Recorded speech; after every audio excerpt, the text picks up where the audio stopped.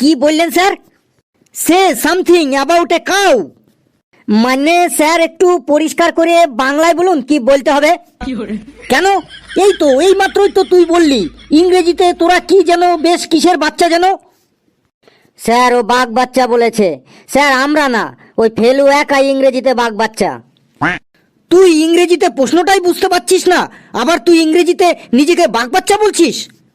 Sir না, মানে আমার অসুবিধাটা হলো যে আমি ইংরেজির প্রশ্ন বুঝি না, কিন্তু ইংরেজিতে উত্তর দিতে পারি।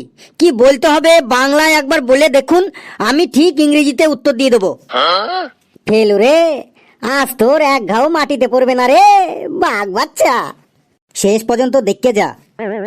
Say something about a cow, আমি একটা গরু সম্পর্কে বলতে বলেছি, একটা গরু সম্পর্কে কিছু বল, মানে একটা রচনা বল গরু সম্পর্কে ইংরেজিতে, দেখি কেমন পারিস।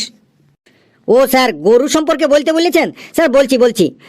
The cow is the very important residential animal in our life.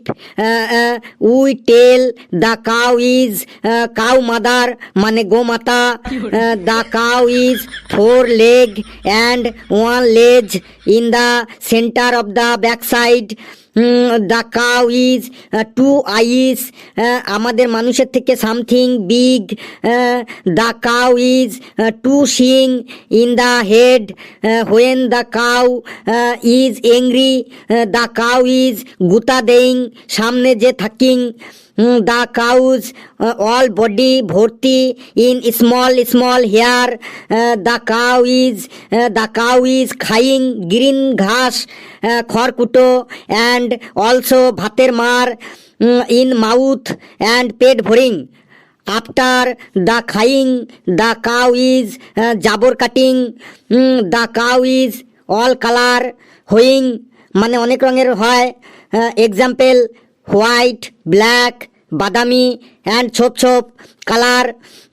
The cow our milk দেইং and the cow milk is very পুষ্টিং, মানে গরুর দুধে খুব পুষ্টি থাকে।